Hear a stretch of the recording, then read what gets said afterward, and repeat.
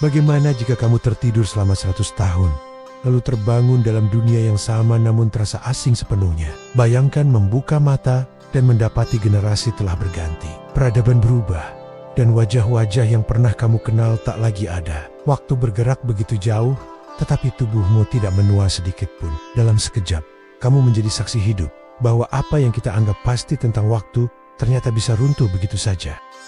Di dalam Al-Quran, tepatnya pada surah Al-Baqarah ayat 259, dikisahkan seorang lelaki bernama Uzair. Ia melewati sebuah negeri yang telah hancur dan bertanya dalam hatinya bagaimana Allah menghidupkan kembali sesuatu yang telah mati.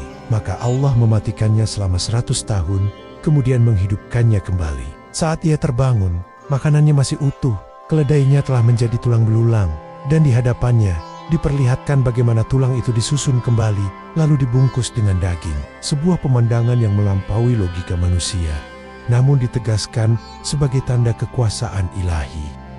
Kisah ini bukan sekadar tentang mukjizat, tetapi tentang kerendahan hati manusia di hadapan misteri kehidupan. Kita hidup dengan keyakinan bahwa waktu berjalan lurus dan kematian adalah akhir. Namun, melalui Uzair, Al-Quran mengajak kita merenungkan bahwa hidup dan mati berada sepenuhnya dalam genggaman Allah.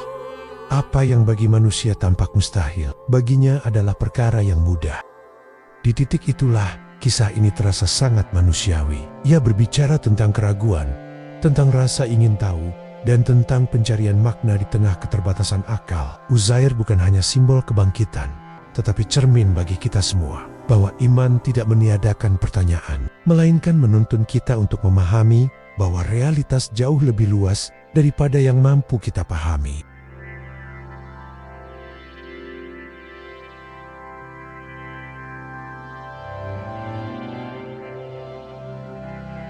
Dalam surah Al-Baqarah ayat 259, dikisahkan bahwa Uzair melewati sebuah negeri yang telah hancur luluh. Dinding-dindingnya roboh, atap-atapnya runtuh, dan jalan-jalannya sunyi tanpa kehidupan. Kota itu bukan sekadar kosong, melainkan menyimpan kesunyian panjang setelah kehancuran besar. Di tengah puing-puing itulah ia berhenti. Ia memandang sekeliling, mencoba membayangkan bagaimana tempat yang mati ini pernah dipenuhi suara manusia, tawa anak-anak, dan denyut kehidupan. Lalu terlintas sebuah pertanyaan di dalam hatinya. Bagaimana Allah menghidupkan kembali negeri ini setelah kehancurannya? Itu bukan pertanyaan yang lahir dari penolakan, melainkan dari keingintahuan yang dalam. Sebuah renungan manusiawi tentang kebangkitan, tentang bagaimana sesuatu yang telah musnah bisa kembali utuh seperti sedia kala.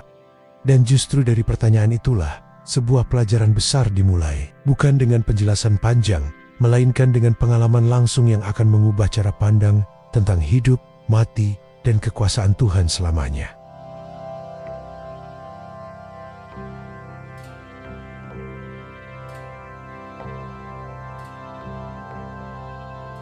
Allah mematikan Uzair selama 100 tahun, bukan tidur biasa, bukan sekadar pingsan atau kehilangan kesadaran, tetapi kematian yang nyata, di mana waktu terus berjalan sementara dirinya berhenti sepenuhnya. 100 tahun berlalu, generasi berganti, dunia bergerak tanpa dirinya, lalu Allah membangkitkannya kembali, menghidupkannya sebagaimana sebelumnya, seakan jarak 1 abad itu hanyalah sela yang tak terasa. Ketika ia ditanya, "Berapa lama engkau tinggal?" Uzair menjawab dengan jujur sesuai yang ia rasakan, sehari atau setengah hari. Bayangkan itu, 100 tahun terasa seperti beberapa jam. Di titik ini, kisah tersebut tidak hanya berbicara tentang mukjizat kebangkitan, tetapi juga tentang betapa relatifnya waktu dalam genggaman Tuhan. Apa yang bagi manusia terasa panjang dan tak terbayangkan, dalam kuasa Allah dapat menjadi sekejap saja.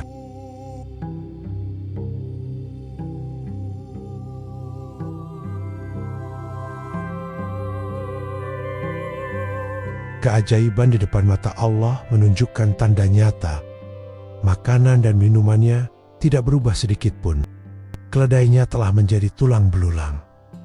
Lalu tulang itu disusun kembali diberi daging dan hidup kembali di hadapannya. Bukan sekadar cerita, ini demonstrasi langsung tentang kebangkitan setelah kematian.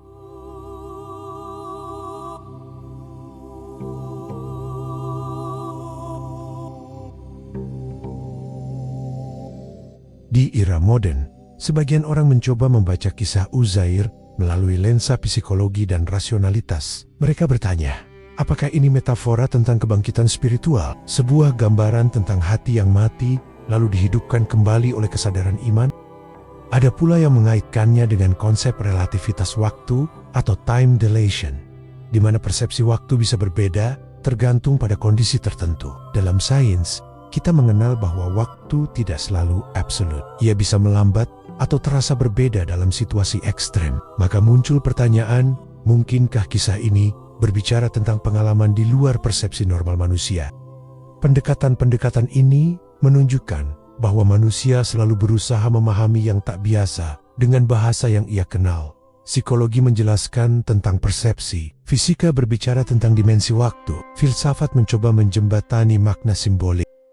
Namun dalam konteks keimanan Islam, sebagaimana disebut dalam surah Al-Baqarah ayat 259, kisah ini bukan sekadar metafora atau fenomena ilmiah yang menunggu rumus. Ia adalah ayat, tanda kekuasaan Allah atas waktu, materi, dan kehidupan itu sendiri.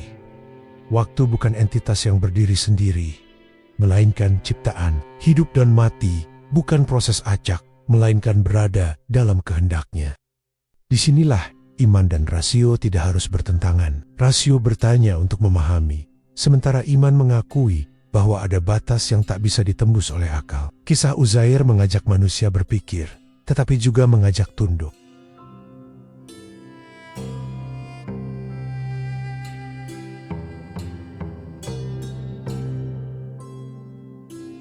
Dalam sains modern, khususnya melalui teori relativitas yang diperkenalkan oleh Albert Einstein, waktu tidak lagi dipahami sebagai sesuatu yang mutlak. Ia dapat melambat atau berbeda lajunya tergantung pada kecepatan dan gravitasi. Dalam kondisi ekstrem, seperti mendekati kecepatan cahaya atau berada di sekitar medan gravitasi yang sangat kuat, waktu bisa berjalan lebih lambat dibandingkan di tempat lain. Konsep ini membuka kesadaran bahwa waktu bukanlah garis lurus yang sama bagi semua orang. Ia bisa relatif terhadap keadaan. Namun dalam kisah Uzair yang disebut dalam surah Al-Baqarah ayat 259, perbedaan 100 tahun yang terasa seperti sehari bukan terjadi karena hukum fisika atau perjalanan mendekati kecepatan cahaya. Ia terjadi karena kehendak ilahi. Tidak ada eksperimen, tidak ada mesin, tidak ada perhitungan kosmik. Yang ada hanyalah kuasa Allah atas hidup, mati, dan waktu itu sendiri. Di sini, Al-Quran mengajak manusia merenung lebih dalam. Jika dalam ranah sains saja waktu bisa relatif, maka betapa terbatasnya persepsi kita terhadap realitas. 100 tahun bagi manusia adalah rentang sejarah. Namun dalam genggaman Tuhan, ia dapat menjadi sekejap. Kisah ini bukan untuk menyaingi sains, tetapi untuk memperluas kesadaran bahwa apa yang kita sebut pasti seringkali hanya berlaku dalam batas pengalaman manusia. Di luar itu, ada dimensi yang tak sepenuhnya dapat dijangkau oleh akal, tetapi dapat diimani oleh hati.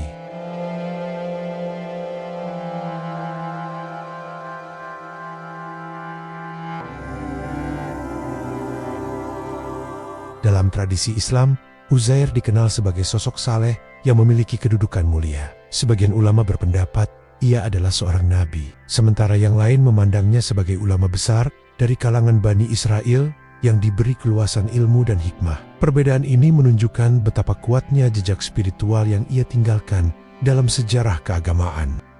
Namanya juga disebut dalam Al-Quran, tepatnya dalam surah At-Taubah ayat 30, ketika dijelaskan bahwa sebagian kaum Yahudi pernah mengatakan bahwa Uzair adalah anak Allah. Dalam ajaran Islam, klaim ini diluruskan dengan tegas sebagai bentuk penyimpangan akidah. Islam menegaskan keesaan Allah yang mutlak, tanpa sekutu dan tanpa anak. Sebagian sejarawan Muslim mengaitkan Uzair dengan figur Ezra dalam tradisi Yahudi, seorang ahli kitab yang berperan penting dalam pelestarian Taurat setelah masa pembuangan Babilonia. Meskipun tidak semua sepakat mengenai identitas ini, kemiripan kisah dan peran historisnya sering menjadi bahan diskusi lintas tradisi.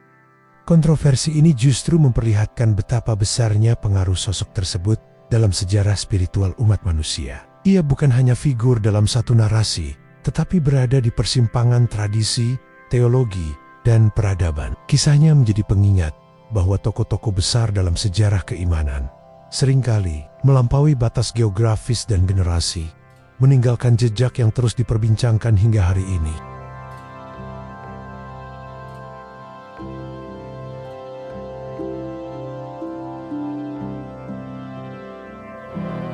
Kisah Uzair bukan sekadar catatan tentang masa lalu, melainkan cermin untuk memahami hidup hari ini. Dari peristiwa itu, kita belajar bahwa kebangkitan bukanlah sesuatu yang mustahil. Jika sebuah negeri yang hancur dapat dihidupkan kembali, maka harapan bagi manusia pun selalu ada, bahkan setelah kehancuran paling dalam sekalipun. Kita juga diingatkan bahwa waktu bukan ukuran yang absolut. 100 tahun bisa terasa seperti sehari ketika Allah menghendaki. Apa yang bagi manusia tampak panjang, melelahkan, dan tak terjangkau, dalam kuasanya dapat menjadi singkat dan ringan. Ini membuat kita menyadari betapa terbatasnya persepsi kita terhadap realitas.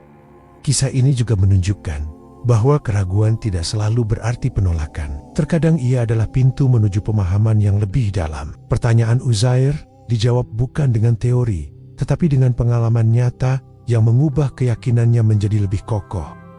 Dan mungkin pelajaran paling sunyi adalah ini. Dunia bisa berubah drastis, sementara kita merasa semuanya berjalan biasa saja. Generasi berganti, peradaban runtuh dan bangkit, waktu terus bergerak tanpa menunggu siapapun. Di tengah semua itu, manusia diajak untuk tidak hanya hidup, tetapi juga merenung, menyadari, dan mempercayai bahwa di balik perubahan besar, ada kehendak ilahi yang bekerja dengan cara yang seringkali melampaui logika kita.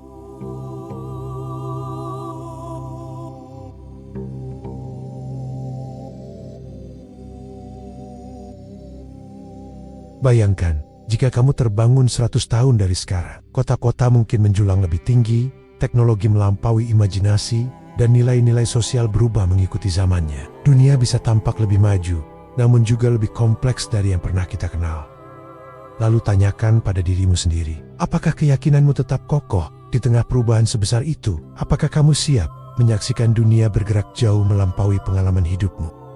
Kisah Uzair bukan sekadar narasi tentang masa lampau. Ia adalah undangan untuk melihat realitas dari sudut yang lebih luas. Bahwa hidup dan mati bukan sekadar siklus biologis, dan waktu bukan sekadar hitungan kalender. Semuanya berada dalam genggaman Allah, dalam kuasa yang melampaui logika dan persepsi manusia.